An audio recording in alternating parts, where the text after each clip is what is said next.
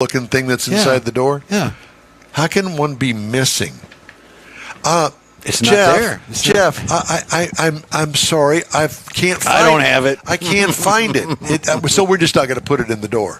Never mind. I could say something about that. Great Lakes Steel they made the steel to make those in Detroit. Yeah, I know that.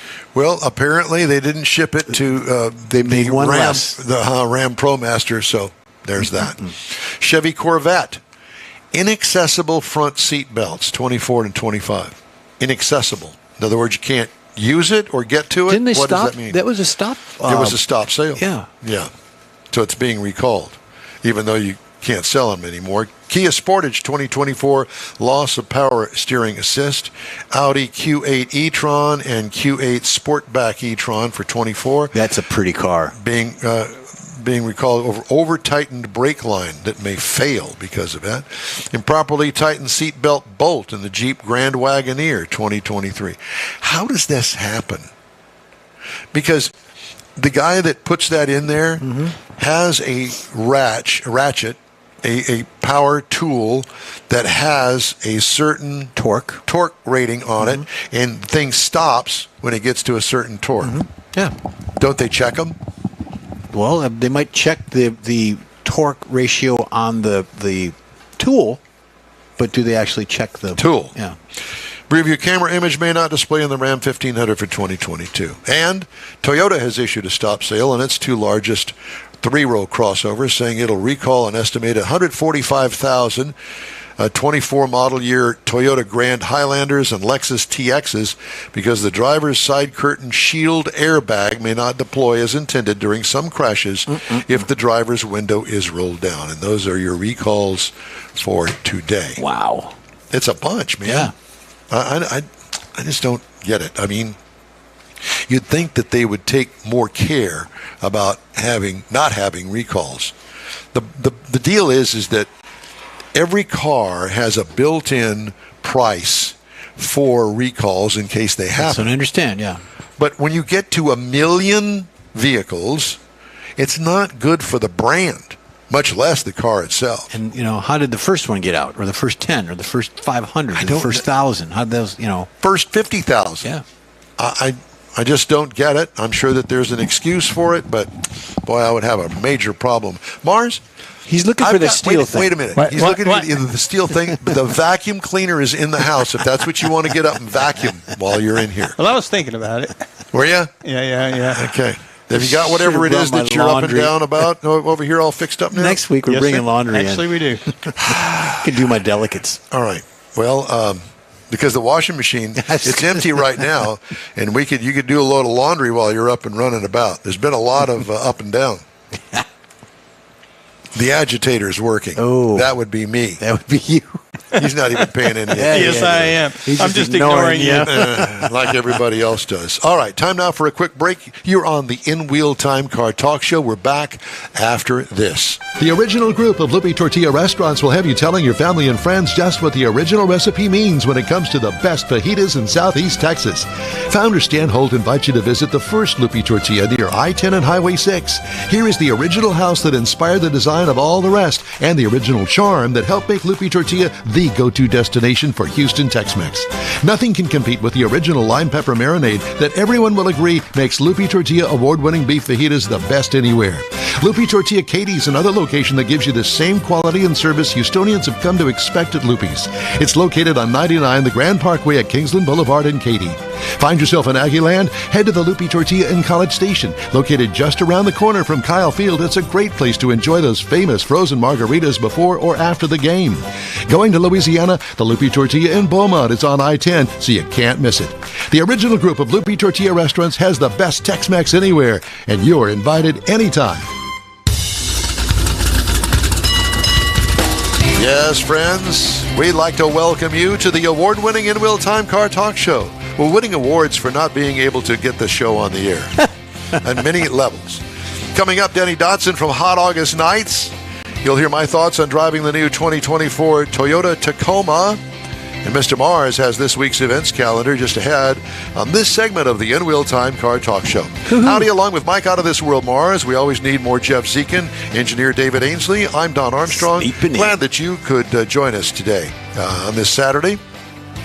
All of the racing venues, the people that race, the organizations that race, they're all back in business today. A lot of them took Father's Day off, which is a good thing. They should have. But at any rate, right now, we are going to talk to Denny Dotson, and he has the history of Hot August Nights, and the event is coming up on August 1st. And Denny, good morning to you, and thanks so much for joining us. Good morning, guys. Thanks for having me. Well, I have heard of Hot August Nights. I have not had a car that would allow me to enter the car in the event, but I sure could go out there to Reno, Nevada and look. You know, guys, about 500,000 people every year over a 10-day span come out just to do that, to come out and check out the over 6,000 cars that we bring in here in the Reno, Nevada, Truckee Meadows area every year. So tell me a little bit about the history of Hot August Nights. When did it start? You know, it started in 1986 with just a bunch of guys like you and me. They got together, wanted to do a little car show, and honestly, it just blew up. They mixed in a little rock and roll and a perfect recipe. It's all Americana right here in Reno Sparks. Well, I have to tell you that, Tahoe's not that far away. There's plenty of gambling out there, too. So there's all of this draw for us heathens. There's a few things to do here for sure. Reno, Nevada is pretty well centrally located in the United States. You can get to a lot of places pretty quick, and it is beautiful here with Lake Tahoe just a few minutes away, and there's a lot to do here. But it's a perfect mix of classic cars. We mixed in rock and roll, and what I think makes Hot August Nights unique is that it's pretty much free. There's no charge to get in. There's no charge to see the cars, to listen to the music. There's a few places, some of our mag auction, drag races, the swap meet. There's a few places that the general public will have to pay to get in, but for the most part, every parking lot in town is full of classic cars, and it's free. Is there a limit on the year model of the cars that are in the event? Yeah, we limit it to 1979 and older, just to keep that classic era alive. Well, I had a 77 Corvette that I was proud of in 1977, but I'll tell you what, that thing was, I didn't even have 200 horsepower with a V8 motor in it. So I guess that you probably got some of those dyed-in-the-wool kind of guys out there that bring something like that. But I'm more interested in the actual hot rod era. Cars from the 32 Ford Roadsters. The 32 Ford Roadsters and that sort of thing. Out. Yeah. When you pull up to the actual, is it just a one-night event? It's over 10 days, guys. It's a spread out through 10 multiple days. venues here in the area. Oh my God, my tongue would be hanging out. I don't know if I could handle 10 days. Well, you got to have time to look at all the cars. Well, I understand that, but gee whiz, 10 days. So, what do you have? A special display area, an area for the get together? We actually take over every flat surface. I kind of say that in jest in the area. All of our partners, all of our casinos, our convention center. Seriously, we take over every venue and turn it into a show and shine, a drag race, a swap meet. We have indoor space as well as some of the convention spaces here in Reno that we put in special cars, unique cars. We do, all kinds of stuff. That's then, like I said, we have name brand top entertainment that plays out for free. Well, you've missed one. Yeah. Us. Yeah. You don't have the In-Wheel Time Car Talk Show out there. I mean, I'm thinking, there's 2 weekends there. There's 2 opportunities for us. Let's do it. Let's do it. Come on out. We'll make a nice spot for you guys to podcast from. We actually, have been doing that with quite a few folks, and we'd love to host you guys to come out and broadcast live. So let me ask you, though. So across 10 days, so people that come out there and they bring their cars out there, do they typically come for the whole 10 days, or is it like you see different cars 5 days in? Different segments, yeah. Yeah, a little bit of both. There's some folks that come out for the whole week. We kick off up in Virginia City the weekend before, which is about 20 miles up in the foothills out of Virginia or out of Reno, and it just flows into Reno and Sparks area. So some folks come for the week, some folks come for 4 days. It's just a little bit of mix. You have a lot of locals who come out and will enjoy it every night. But our attendance is well over 500,000 people over that 10 days. It's like a 10-day cruise in. Yeah. It's more than that. There's gambling and debauchery that I'll sign up for anyway. Well, Keep going back to the gambling, but there's a lot to see here in this Truckee Meadows area. It really is beautiful, and August is a wonderful time of year. It is a little warm at times, but it always cools off. We're a little over 5,000 feet elevation, so it cools off in the evening, which is really nice. Yeah, and I would imagine that there are some guys that get out there and actually run their own little route, probably up to Tahoe and back or something like that. Yeah, we do poker runs and poker walks, and we, there's all kinds of stuff that we do throughout the whole week with the participants. We figure there's about 6,000 registered cars. That's what we get. We'll usually sell that out, and there's probably another 5,000 or 6,000 that come to come and hang out that are not registered. And with that, they can't participate in the cruising, the show and shines or awards. They can't come into the venues, but they're all over. Everybody knows it. The impact here is well over about 110, 115 million dollars into the economy. So are there things to do for the ladies that the spouses, the wives, things to do for them? Girlfriends, that Yeah, sort of stuff? all that. Yeah, absolutely. You got to make mama happy, right? So there's all kinds of stuff that we do with shopping elements to their own show and shine. There's a Women with Wheels. We put on their own women run show and shine over at the Nugget Casino, and so yeah, it's pretty popular. So, you always see the ladies driving in the cruising while they're out there too. It's not just guys. Cool. Where do the majority of the cars come from? They come out of California? I would say about a good third out of California, a little more, third here in Nevada, northern Nevada area, and then a third from all over the country. And even some, once in a while, we get them shipped in from overseas, honestly. There's folks that come in from Great Britain, from Germany, from Australia. It's amazing to see the folks come from all over the place. Is it a bunch of old guys like us? No, that's the kind of the misnomer is you think old cars, old guys and gals, but it's not. We're seeing a lot of younger demographics coming into our event. We're seeing them come in with their rat rods, with their patina paint that they or their work in progress, and it's neat to see the families that are getting interested or the kids that are driving grandpa's truck with grandpa. I mean, it's kind of neat. There really is something for everybody, and we're real mindful of making sure that we do things so that the younger generations is still interested.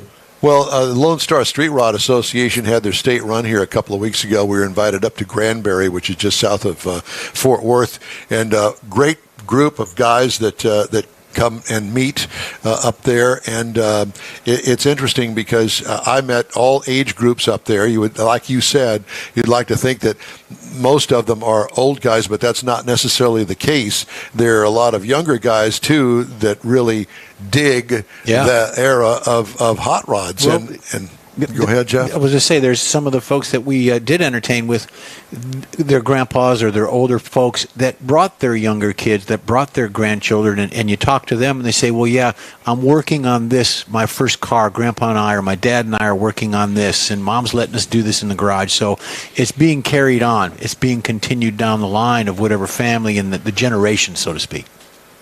Right. Yeah, we actually added the first time this year a youth automotive challenge just to keep that fire alive. We want it's kind of like a science project that's automotive related, where kids under 21 come in and basically display their project. We'll be grading it, judging it with our sponsors, and then we'll be giving away about $15,000 in vocational scholarships to the winners. Wow. Very nice. Yeah. I wanted to bring up the fact that this is an event out on the western part of the United States, Reno, Nevada. Reno Sparks. Is the convention center involved in this at all? It is 100%. We couldn't do it without our partners there. And that's where we hold our mag auction. And then on the last day of Hot August Nights, August 11th, we do our finale. where we actually do all of our awards. We'll give out the scholarship money, and then we'll crown our event series champion, which is a pretty unique award where a lot of participating car shows across the West are sending us their best of show. They'll compete, be judged by some ISCA judges and our local judges, and then we'll crown the overall winner there on the 11th. Do you find a lot of cars trailered in? Yeah, sure. Yeah, quite a few. It's just you got to get over the Sierras to get here across the desert, so a lot of don't want to get that road grime on their car, That so they'll makes sense. trailer them in. Yeah, it's a And, pretty we good haul provide from areas to park. yeah, it's a big haul from Houston. 23, 24 hours, I would think. Oh, yeah, probably so. I can only imagine because it's actually further than Las Vegas. Yeah, and that's a 2-day drive in itself, at least. It takes us a day to get to El Paso from Houston, so you can just imagine that it is quite a haul. Right. But this is one of those events that I would like to go to, but I'd like to spend some time. I don't want to just fly in there and then fly out. I want to spend some time. Yeah. Well, you got a week, 10 days. Well, I know that, but that's what I'm saying. Because most people, I would imagine, go and spend 4 days there. Right. Well, that's not even half the event. No, I understand, but my wife and I, we like driving out in the West, New Mexico, Arizona area, and we would love to take a trip like this. Take the 2 days to drive up there. I did it once in a day to Vegas, 23 hours on the button. I wouldn't do it again, but take a couple of days to get up there, and then you spend 4 or 5, 6 days there if you don't have 2 weeks. And then you're going to spend a couple of days getting home. It'd be a great trip. Mm-hmm. What about overnight accommodations there? I mean, obviously all the hotels are full. We have thousands of hotel rooms. And yeah, it is probably one of the, or if not the most desirable week for hotel rooms and during the year here in the Reno Sparks area. But there's a lot of them, and you guys come out, I'll make sure we get you a place to put your head on a pillow. I promise. Yeah. He keeps erasing our excuses. Exactly. Yeah. So there's no charge to get in. Now, if I want to enter the car, then there could be a charge there. Yeah, if you register, we start out early bird pricing for the show, the 10-day. Well, it's actually about a 7-day show. The other 3 days are up in Virginia City. That's a separate charge. It's only like $50 for that one. Our main registration early bird is $185, and with that they get their goodie bag, they get credentials, they get access to all the Events. attractions, like I mentioned, the auction, the swap meet, the drag racing. They get to go on the cruises. They're eligible to be go in the competitions, if you will, for the show and shine purse money, or we also give qualifiers to the event series finale during the week. Has it always been 79 and older, or has that adjusted over the years? It's been adjusted a little bit, but it's pretty much, I think it may have been just a year or two, maybe about 10 years ago they adjusted it, but it's 79's pretty much been there for a while. Yeah. Last of the cool hot rods. You live out there? I do. I live right here in Reno. Yeah. And when was the first time you attended this event? I've been a sponsor and/or working with Hot August Nights for almost 22 years. I've been the executive director now for 2 years, but I was a tourism director up in Virginia City. And then for a long time, we brought them up there as a kickoff location for Hot August Nights during that week. Prior to that, I was a sponsor working with Rayleigh's and Coke and doing the thing here down in Reno with Hot August Nights. So I've kind of been a part of it and known them for a long time, and now I feel like I came home. Well, were you born and raised in Reno? I was not. I'm as my wife always points out, a California transplant. If you're not born here, you're not a local. Even though I've been here for 25 years. Yeah. But no, I'm from Northern California. Gotcha. Well, I can tell you that we're all jealous. Yeah. Very, very. Houston, Texas doesn't have anything like this. We have some really fantastic car shows and cruise-ins, and there's some really beautiful, cool cars that hang out in the Houston, Texas area, as you can imagine. And but this is one of those events that, for us, that when you go there, you make a commitment not only to the event, but you make a commitment to your car and to yourself, and make it something of a memorable event. Even if you only attend one time in your life, you could say that you've been to Hot August Nights, and that's something that you can hang on the wall. It is, guys, and I hear it all the time. This is a bucket list for people, and it really should be. If you're a car enthusiast anywhere in the country, you got to come. This is not a. This is not. It's very unique. It's different, and it takes, like you mentioned, more than 3 or 4 days to see everything. You can't, And then each night there's a big headliners playing at different venues, so you got to kind of figure out what band you want to hear, what auction you want to go watch, or swap meet or drag races, or the show and shine. Or the grand finale on the Sunday. It's a carnival. Pretty cool. It is. It really is. And there's something for everybody. It really is. And there's shopping elements. We bring in craft. We try to stay automotive related, but there are other shopping elements for the public, and so it's pretty cool. So where can we find out? Where can we learn more about Hot August Nights? The best place is our website. It's very up to date. We're very on it 24/7, and that's the hotaugustnights.net. hotaugustnights.net. So all the information, including registration and that sort of stuff, will get you where you need to go, and you can learn all about it. And I assume that Expedia could be your friend. Yeah, no, absolutely. We do a lot of advertising, so it's out there. It's pretty easy to find us. But hotaugustnights.net is your source for all information. Hot August Nights. And if you go look at that site and see some of the pictures they have posted up there, you will definitely be calling Expedia. This kind of makes me want to retire and do nothing but travel and do these sorts of things, especially Yeah. I can now. see your future wife going along with that. Really? Yeah, I had to put that damper on there, bring you back to reality.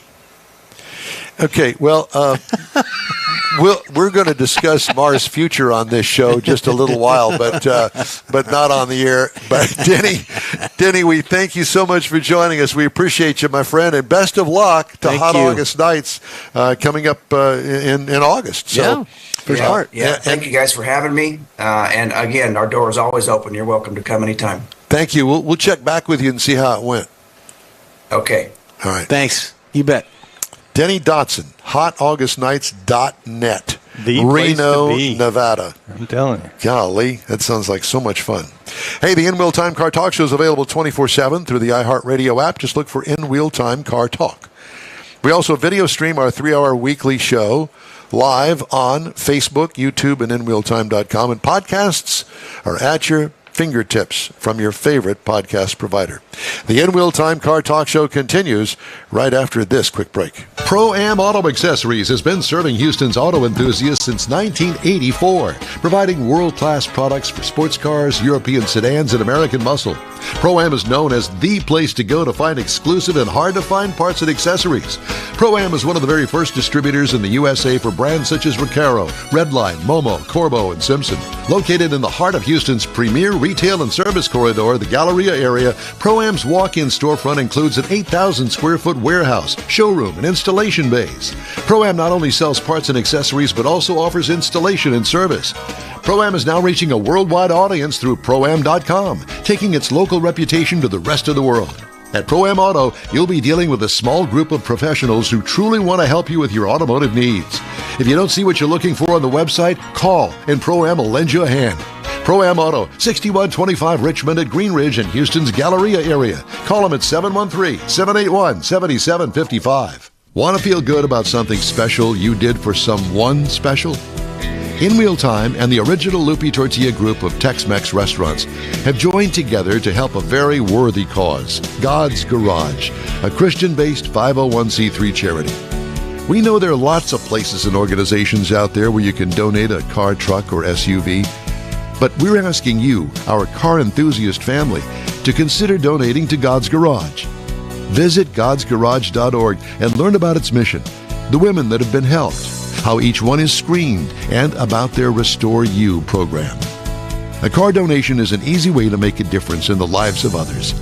God's Garage needs good operating vehicles, but will take all types in working and non-working condition.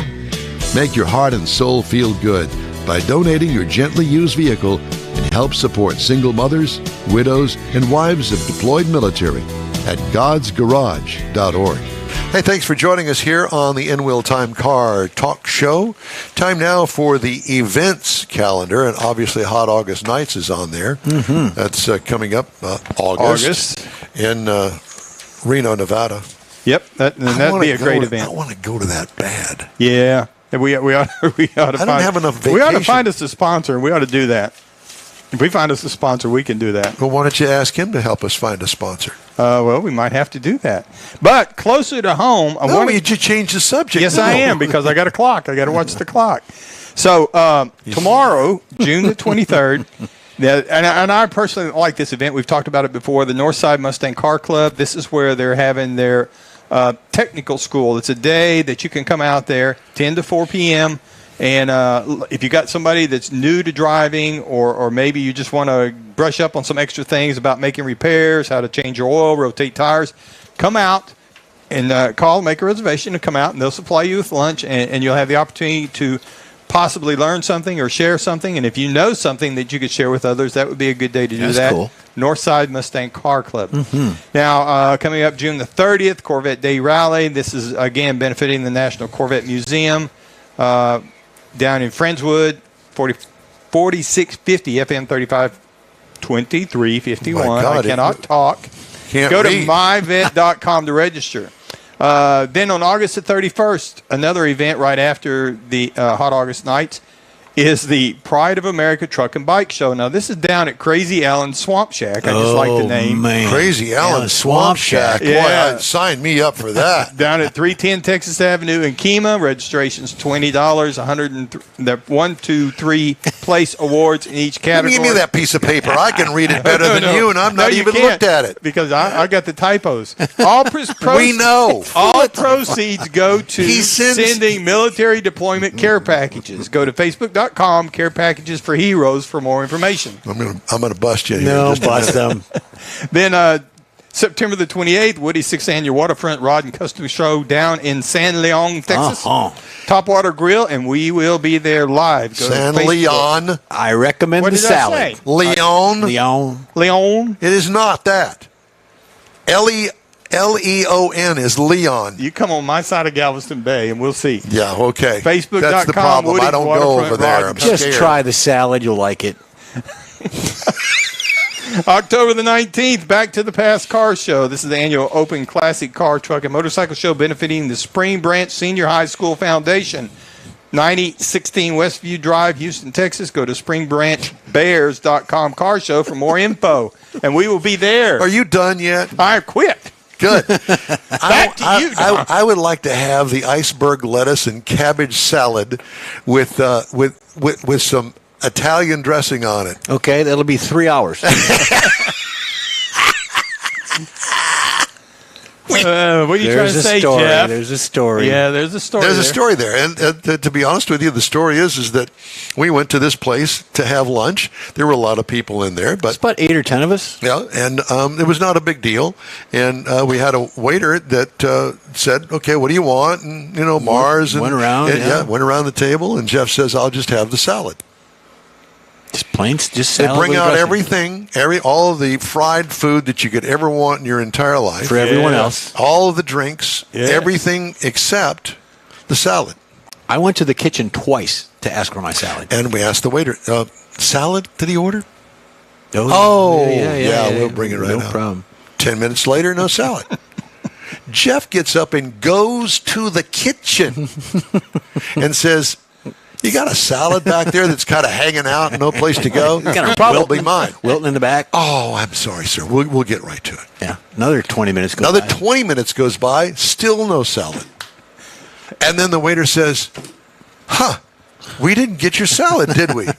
"No, that was an hour ago." Everybody's finished eating and "I'll drinking. get that right away." And so the word was, "Never mind, it's okay." Yeah. Yeah, because we were leaving. Yeah, everybody's gone. I went without salad.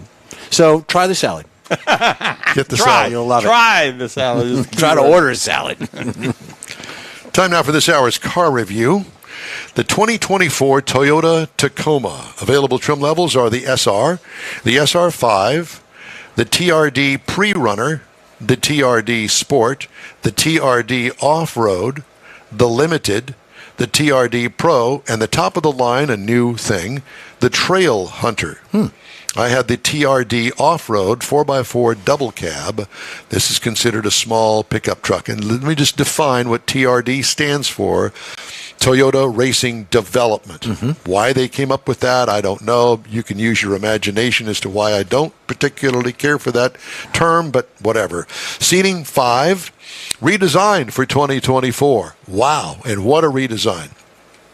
Stout front end and grille with big shoulders over the wheel well openings. If you want a stout truck, this is it. Skid plate with integrated fog lights in the lower grille. Angular design elements to the exterior of the rear bed. Front and rear lighting is modern and designed to add a new look. What I liked about it, even the base SR model exudes toughness. Really. You look at these pictures and you go and look at this thing, you're going to go, wow, he was right. Interior highlights, modern, useful design with a great big 14-inch infotainment screen, which was an option, but that's okay, get it. Optional two-tone colors really make the interior pop. And those are available on certain trim levels, of which I already told you there's over a half dozen.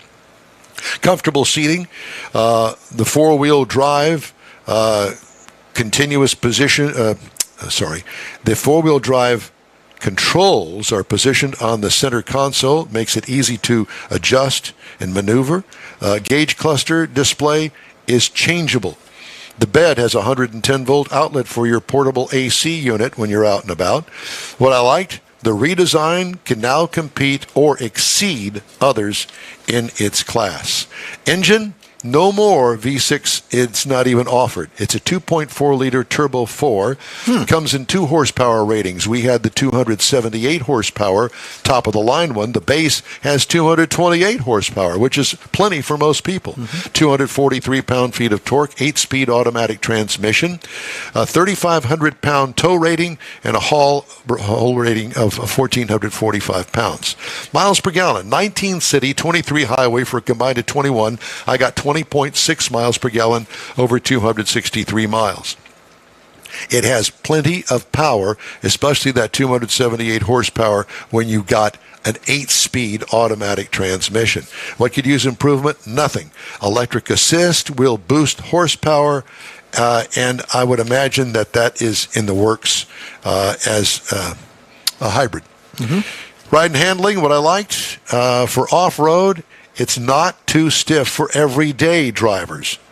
It does go off-road, and from what I read, I did not go off-road with this. From what I've read, it gets rave reviews off-road capability. What could use improvement? Air ride suspension option, question mark. Base trim price, $42,900. Prices tested $54,829. But remember, this is right up there at the top of the lineup. Base model price. You can get into one of these with the 228 horsepower motor for $33,700. I think it's good. Wow. Competitors, Chevy Colorado for $29,500. Ford Ranger, $32,670. These are starting prices. And the Jeep Gladiator, $37,895. Tacoma Off-Road gets an A+ from me. Very and cool. That's my review of the 2024 Toyota Tacoma. Have you Stout had it yet, truck. Mars? No, I hadn't, but I really like the way it looked. I do too. I do too. They've done a great job with this. All right. If you'd like to get in touch with us, shoot us an email. The address is info@inwheeltime.com. We're back after this quick break. The original group of Lupe Tortilla restaurants will have you telling your family and friends just what the original recipe means when it comes to the best fajitas in Southeast Texas. Founder Stan Holt invites you to visit the first Lupe Tortilla near I-10 and Highway 6. Here is the original house that inspired the design of all the rest and the original charm that helped make Lupe Tortilla the go-to destination for Houston Tex-Mex.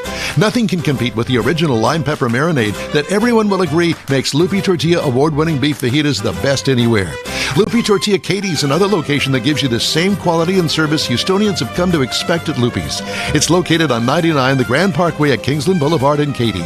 Find yourself in Aggieland? Head to the Lupe Tortilla in College Station. Located just around the corner from Kyle Field, it's a great place to enjoy those famous frozen margaritas before or after the game. Going to Louisiana, the Lupe Tortilla in Beaumont is on I-10, so you can't miss it. The original group of Lupe Tortilla restaurants has the best Tex-Mex anywhere, and you're invited anytime. This is the world's favorite place to go for podcasting and live streaming. Pay no attention to that statement, Jack Nerad. It's the N-Wheel Time Car Talk Show. Ahead, world traveler, auto expert, enthusiast, car reviewer. He does everything, and he makes great bacon and eggs. Jack Nerad, ladies and gentlemen.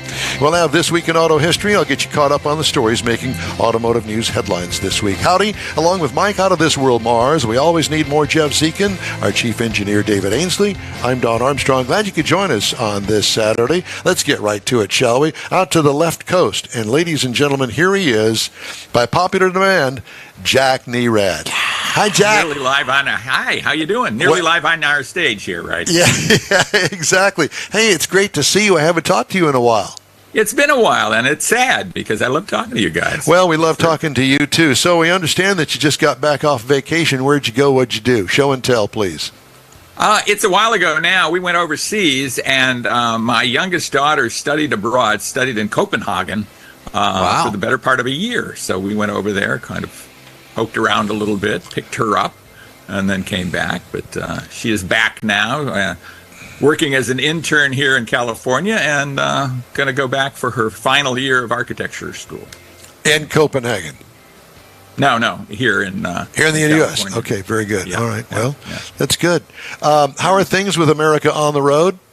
Things are terrific, actually. We have changed networks. We're now on the Sports Byline network. We're excited about that. So if you check out Sports Byline, we're a Saturday morning show like most car shows are, right? And you can look for us there. Of course, America on the Road is available as a podcast on all the podcast outlets. So When are you live, Jack?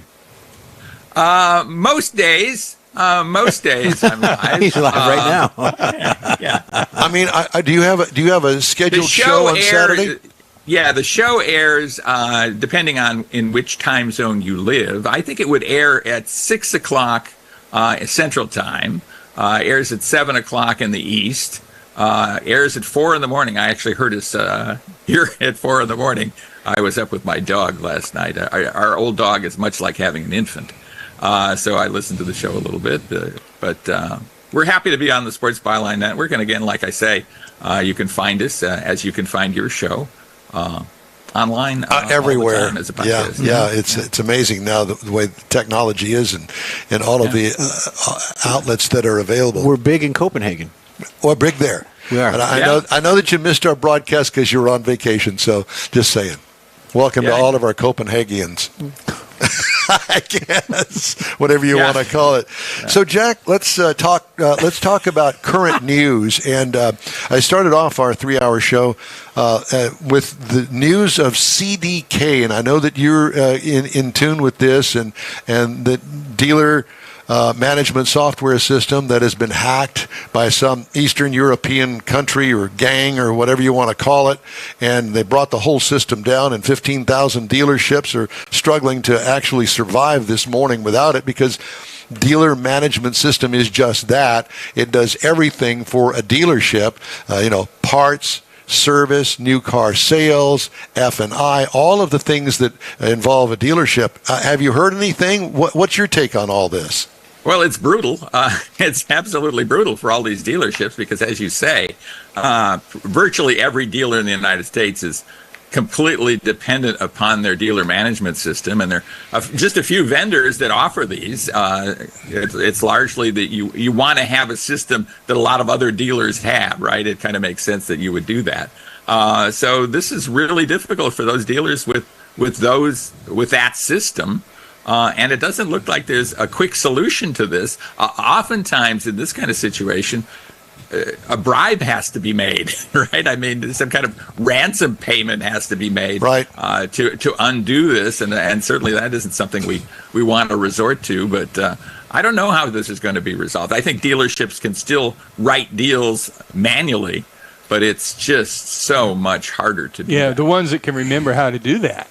Yeah, exactly. Five copies, press hard. From what I understand, that there are some dealerships that actually stopped selling cars. At least you couldn't walk in with cash money and say, I want to buy the car, because they didn't even know what to do without this system. And from what I understand, that there are still some dealerships that are having some issues trying to get new cars out the door to people that have already purchased them because of the problems that are involved with new car sales. And that's just the new car side of it, because let's face it, parts departments, service departments, everything that you can imagine in a dealership being affected by this. I mean, you set up loans that way. You go to the Department of Motor Vehicles or the Secretary of State's office, depending on your state, to license the vehicle. All of that stuff's computerized, and when that's not happening, it's a big problem. Yeah, big red flag. So let's talk about cars for a minute. Have you driven anything that you want to point out? Anything interesting, fun, whatever? Yeah, I've driven a lot of vehicles that are a lot of fun. I mean, most recently, I was in a Lexus LS 500H. It's an actual car. I mean, we're talking about trucks and sport utilities all the time. It was kind of refreshing to get in a big luxury sedan and drive that around for a while. And, you know, sedans are a lot of fun. They are practical in many ways, not as practical typically as an SUV, but this is a vehicle I liked a lot. The comfort level, just the level of luxury within this vehicle. Never noticed any kind of transition. It's a hybrid, so it gets good fuel economy, but never noticed any kind of transition from electric to gas. I mean, Toyota probably does that as well or better than anybody else in terms of making that transition. There was a guy. Other vehicles are not that great at that. Yeah, exactly. I'll never forget the first time I was in a Lexus LS, and it was when it first came out, and it was so revolutionary to think that you could have this much luxury in a big sedan, because let's face it, I mean, Cadillac and Lincoln at the time back in the early 90s, they owned the market. And then to have this Japanese automaker come in there and blow everybody out of the water with the ride, the quality of the build, the materials that they used in the car, and made it affordable to compete in that market, I'm going, holy cow. And it clearly changed the market. Absolutely, big time. I was at Motor Trend when the Lexus LS was introduced, when the Lexus brand started. And it was one of our competitors, I think in the 1989, if I remember correctly, Import Car of the Year. There were some pretty good competitors in that field, including the original Miata. And the vehicle that won actually was the Nissan 500ZX. My gosh. Lexus wasn't particularly happy about that. I think Mazda probably should have won looking back. But maybe the Lexus should have won. Certainly Lexus has changed the landscape of the luxury car industry. And the number of vehicles that they make, my gosh, you go to any website and all of the different models of cars that they make, and then drill down each model into their trim levels, and you've got a mind-boggling array of cars. Hundreds. Yeah, I mean, I'm baffled by how the luxury brands can do that. I mean, not only Lexus, but Mercedes-Benz, BMW, the number of variations they have is just mind-boggling. First, they have a ton of models. Now, BMW, for example, has electrics in virtually every segment as well. Mercedes does too. And then you have variants of those. And then you have color. I don't know how dealers order them, how they can have enough in stock in the proper colors to serve the market well. Well, I can imagine that the dealer ordering book is probably as thick as L.A. Yellow Pages. Yeah, exactly. Well, so Jack, I wanted to ask you, actually make a comment first. I had a chance to drive this Lexus RX 450h Plus. Have you had a chance to drive that yet? I have, yeah. Oh, my gosh. Yeah. The fuel mileage and the smoothness, the transition between electric and gasoline, you don't even know that that's taking place. The ride, the comfort level, the quality of the build, I was blown away by this thing. Yeah, it's so terrific, absolutely terrific. And, I think a lot of us who like cars are big fans of plug-in hybrids. We think that's a cool technology, yep. and that's what the H Plus indicates, I think, on that vehicle and on all the Lexus vehicles. What's kind of sad is a lot of people who buy a plug-in hybrid never plug them in. Well, that is true, and I'm guilty at that. The hotel that we stayed at when I drove this out in Denver didn't have any plugs at all. There was no way to plug, and I was not going to waste my vacation time going to a charging station, and that's a whole other story for me. I've had a really bad experience. Well, you have a good excuse, Don. So not like everybody driving at home who doesn't. That's true. But at any rate, the charging infrastructure here in the Houston area sucks. I don't know how else to put it, Jack. I don't know how you deal with it out there in California. I would imagine that you have a better infrastructure than we do here. At least that's what I read. But I'll tell you what, trying to find a fast charging station, and find one that works is an absolute nightmare here in Houston.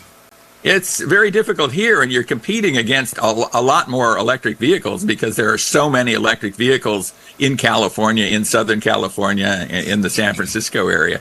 So fast chargers are kind of hard to find out here as well, or a fast charger that isn't being occupied and being used by somebody. Right. And yet there's a bunch of empty level 2 chargers practically everywhere. Right. But who is going to spend 2 hours or more, hours upon hours actually, at a level 2 charger in a mall parking lot? It just doesn't make a lot of sense. Let me ask you, do you have a level 2 charger at your house? I do not. You don't? No. So No. when you get a press car, you've got to either manage your miles or you've got to know where to go to get a fast charge. Yeah, exactly. And sometimes I will just plug it into 110. I mean, essentially nobody does that in real life, because I think if you buy an electric vehicle, you probably, and have a home, single family home in particular, you should get a level 2 charger and set yourself up that way. But you can add a few miles, something like 20 miles worth of range typically overnight on 110. Yes. That isn't great, but it kind of, depending on what you're doing, can replace what you've used the day before. Yeah, usually. I know that for me, my commute to work is about 35 miles, and plugging it in overnight will get me almost to where I was when I started the day. So that would be, and I plug it in at work as well once I get there. So I was able to, kind of keep up with it. But this particular vehicle, I was not. And I was guilty of not plugging it in at work because the 110, the level 1 charger at work, didn't work. Imagine that. And then so I get out here to Sugar Land, and I do have a place that I typically have gone in the past for a level 3 charger, a fast charger, and it didn't work. And trying to find one out here where I live within a 15-mile radius was impossible because the Kia EV9 that I had, of course, it tells me where the chargers are. It took me one place, an apartment complex not too far from me, a gated apartment complex for a level 1 charger. Well, that doesn't do me any good, but the car doesn't know that. All it knows is that there's a charger there. And I'm sure that you've probably run into the same issue. I have, and what is really troubling, right, is these things not working. I mean, when's the last time you pulled into a gas station and a gas pump wasn't working, right? I mean, it happens occasionally. I've seen it happen, maybe half a dozen times in my life. Yeah, but there's another one 5 foot away. Yeah, exactly. There's another one just right there. So it's essentially never an issue. But it is an issue with this infrastructure, and apparently there's no profit to be made by running these things as a business, and we're expecting them to be ancillary to malls, to big box stores, to restaurants and movie theaters. It just doesn't seem to work that way. Nobody is monitoring these things is a big part of the problem. It's at a gas station, somebody is there. There are attendants there, right? There's at least somebody working in the convenience store that knows whether the gas pumps are working or not. And you can certainly understand why that the convenience stores aren't jumping at the chance to have, a fast charger installed, because we're talking about tens of thousands of dollars to have one plug that you're going to have a car sit at for 30 minutes. And I don't know of anybody that wants to spend 30 minutes inside of a convenience store. And no offense to the convenience store owners, but it's a convenience store. They don't want you to be there for No, 30 they minutes. You know, they That's right. they don't. They want you to be in their parking lot for 5 minutes or so, Yeah. and then move on. They depend on turnover, so that's kind of the last thing that they want. Yeah. So let's get back to the cars for a second. We're kind of running out of time here, but I did want to ask you, have you driven anything that you would want everybody to drive? I think the new Land Cruiser, the Toyota Land Cruiser, you know, you talked about the Tacoma, and they're Yes. pretty closely related in terms of powertrain in particular, I think. It's pretty cool. It's very, very cool. I had a chance to drive it off-road recently, a little east of here, and some very, very good off-road driving situations. And I was a little skeptical, I have to admit, about the new one. It's downsized. It's kind of, in some ways, back to the original in a way, at least in terms of size. But I think the Land Cruisers, I think Toyota has actually found a little bit of white space out there, kind of an empty area where it's above the 4Runner, which is a wonderful vehicle and about to be renewed. And then there are larger vehicles, but I think they've done a nice job with the Land Cruiser. You know, Toyota seems to be on top of it. I've really been impressed with not only the Toyota line, but the Lexus line as well, even though they've got so many vehicles that they sell. But I can certainly understand the appeal. And for me and you and all of us, really, I think that for survivability, I think that it's going to become a deal where price is everything, at least right now with interest rates and the economy the way that it is. Who can go out? Not everybody can go out and afford a $50,000, $60,000 vehicle. What happened to those $20,000 and $30,000 vehicles? It's something we talk about all the time. I'm pretty close with the J.D. Power people, and they're on top of this. I mean, the typical car now, the average car cost is around $50,000. I mean, your typical monthly payment for a lot of folks is close to $1,000 a month with the high interest rates we have, and if you don't have perfect credit. I mean, that's like a house payment of a generation ago, right? Yes, exactly. I mean, it's kind of, I think the auto industry is losing a whole generation, really, of younger buyers who can't afford. There's no way on earth they can afford $1,000 kind of car payment. I think they're kind of turning their back on the new car buyer, that kind of new car buyer. There are so few vehicles available, even base priced under $30,000. Yeah. It's kind of a mind blower. What did you drive when you were overseas? Actually, when I was overseas, we didn't drive. I was testing public transportation over there. So we were in London, and we took, the subway there, the tube, taxi from airport, that kind of thing. We actually went back to the airport on the subway, which was an interesting thing. And in Copenhagen, they have pretty good public transportation. Of course, it's heavily subsidized by the government, a whole different kind of thing than we have. So we used public transportation when we were there, and it worked out fairly well because we were in city centers. We weren't going very far, and we were tourists, right? On a day-to-day basis, it wouldn't be very practical, but for us, a week in Europe, it worked out pretty well. Jack, it's always great to catch up with you. We thank you so much for joining us today. Hey, we got to get back on our monthly schedule or something. I'd love to do that. Well, we love you, and thank you so much. It's always a pleasure to talk to you, and, you're one of us. I feel like it, and I really appreciate you having me on each time. Well, I really thank enjoy you. it every time. Jack Nerad, America on the Road. Thanks again, and we'll talk to you again soon. Thank you, Jack. Hey, the Thank In-Wheel you. Time Car Talk show is available 24/7 through the iHeartRadio app. Just look for In-Wheel Time Car Talk. We also video stream on Facebook, YouTube, and InWheelTime.com. Podcasts on your favorite podcast provider. The In-Wheel Time Car Talk show continues right after this quick break. Pro-Am Auto Accessories has been serving Houston's auto enthusiasts since 1984, providing world-class products for sports cars, European sedans, and American muscle. Pro-Am is known as the place to go to find exclusive and hard-to-find parts and accessories. Pro-Am is one of the very first distributors in the USA for brands such as Recaro, Redline, Momo, Corbo, and Simpson.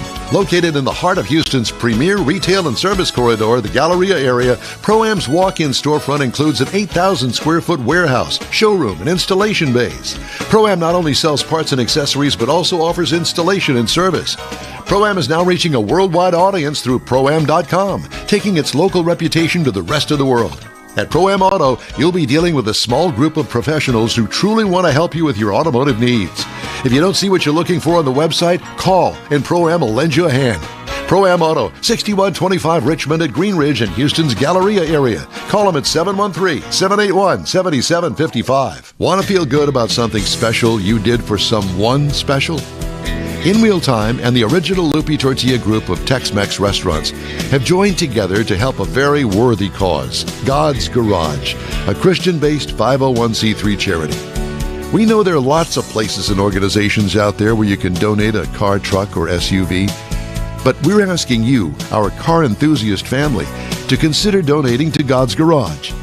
Visit godsgarage.org and learn about its mission, the women that have been helped, how each one is screened, and about their Restore You program. A car donation is an easy way to make a difference in the lives of others.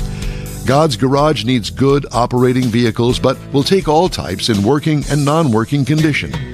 Make your heart and soul feel good by donating your gently used vehicle and help support single mothers, widows, and wives of deployed military at godsgarage.org. Oh, we're just sitting here talking about cars that we'd like to have. Here's a 1926 Ford 11T. I don't know whether it's a fiberglass body or what, but it looks really cool. $14,280 it sold for on Hemmings Sold Cars Roundup. All right. You're on the In Wheel Time Car Talk Show. Thanks for riding with us today. Mr. Mars has This Week in Auto History.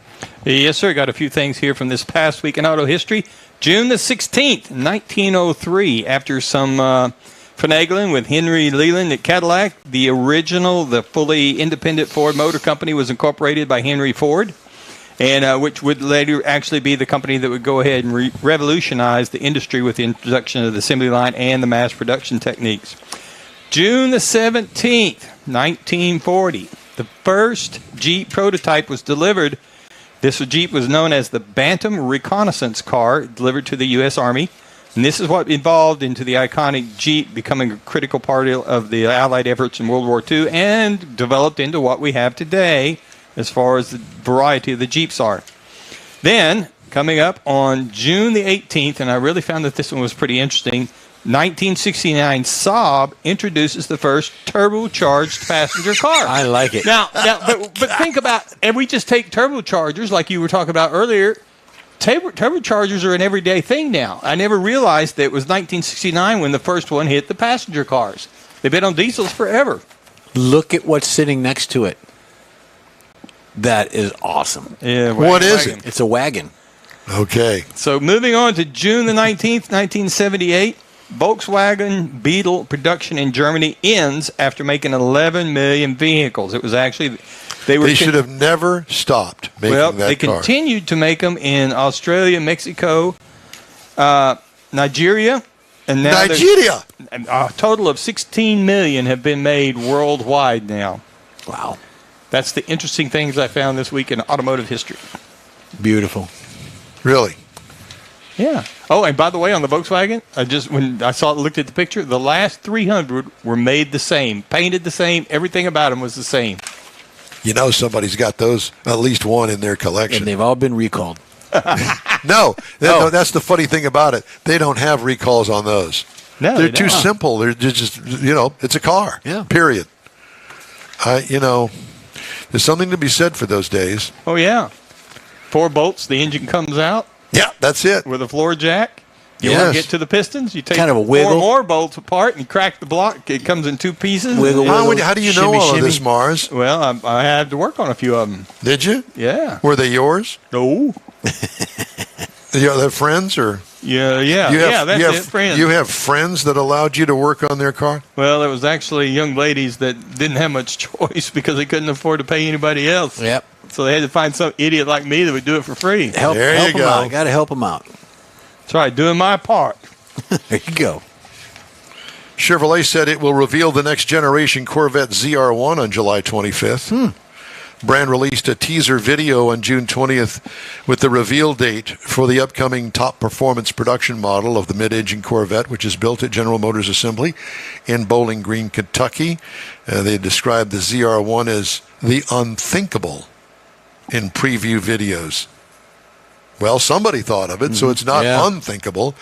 No other details have been released. Automotive News reported last fall that Chevy has tested the ZR1 at the Nürburgring Ring, with the C8 variant being powered by a twin-turbo V8 that could top 850 horsepower. When it debuts, the ZR1 will join the Corvette Stingray, the Z06, and the hybrid E-Ray versions of what is among GM's most storied nameplates. Chevy has sold the 2024 E-Ray in the fastest production Corvette, a 0-60 time of 2.5 seconds. Wow.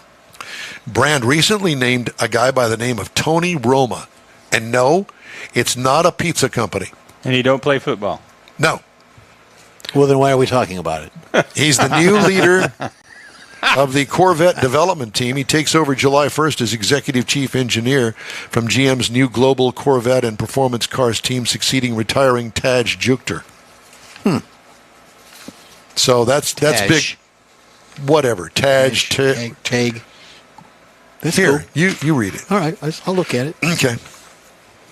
Jeep Wrangler 392 and its V8 Hemi engine are coming back for the 2025 model year. You know, the problem that I have with this is that they've made the last editions of these and sold them at a premium at dealerships. Mm-hmm. Well, guess what? Forget that. Even though you paid $10,000 more for the last edition, it ain't the last edition because now they're going to build it again. It's like that commercial on TV, and I don't remember who it is, but these people are standing around, oh, I got the last hotel room at this price. Yeah. Oh, no, I got the last hotel room at this price. You know, it just depends on which last vehicle you got. Light Truck Brand said in March that it was bidding farewell to V8 Wranglers with the six-figure 2024 final edition, but it has since decided demand was too great to let it go. 2025 model will be called the final edition as well. I am ticked if I bought that at a premium. Well, yeah. But, you know, even George Strait retired, and now he's doing I was thinking the same sellouts. thing. In music, how many farewell tours did the Eagles have? I think Kiss is still on a farewell tour for the last Rolling 10 Stones, years. yeah.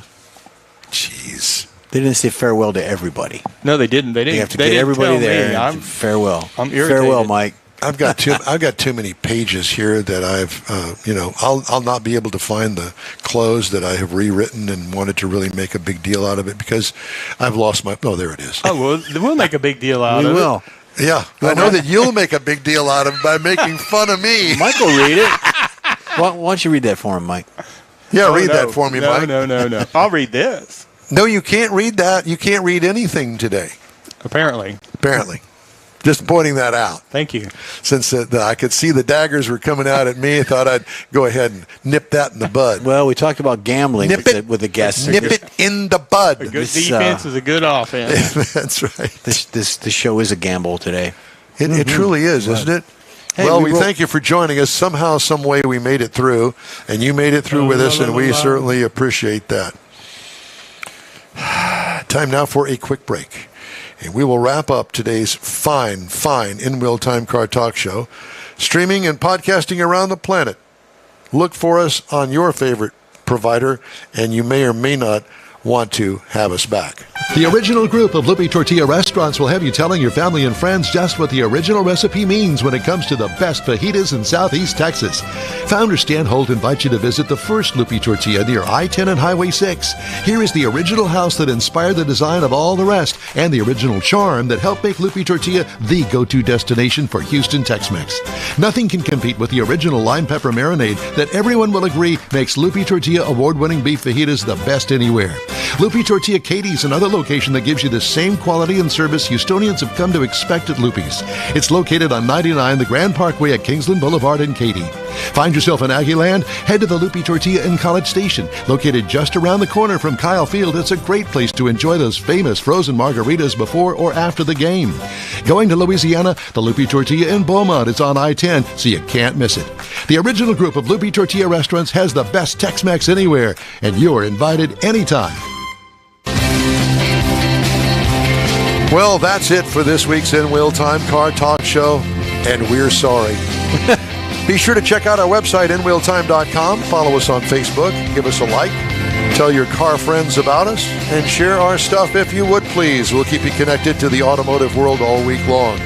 Love letters, suggestions, and hate mail can be sent to us at Mars at inwheeltime.com. Yeah, it's spelled INFO at inwheeltime.com. Info, yeah. When you're looking for award-winning car talk, you can find the In Wheel Time Car Talk Show 24/7 on the iHeartRadio app. Daily 30-minute podcasts are available from your favorite podcast provider. We post a new episode every day. Don't forget, we live stream this show on Facebook, YouTube, and inwheeltime.com every Saturday, 8 to 11 a.m. Central Time.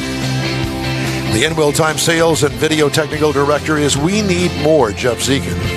For booking agent, video editor, and people finder, Mike Out of This World Mars, and Chief Engineer David Ainsley, I'm Don Armstrong. We hope you'll join us next week here on the In Wheel Time Car Talk Show, Saturday, June 29th from 8 to 11 on all of our In Wheel Time Car Talk outlets. Have a great weekend, and we'll see you then. Ta-ta. Can't say that on the radio. I just did.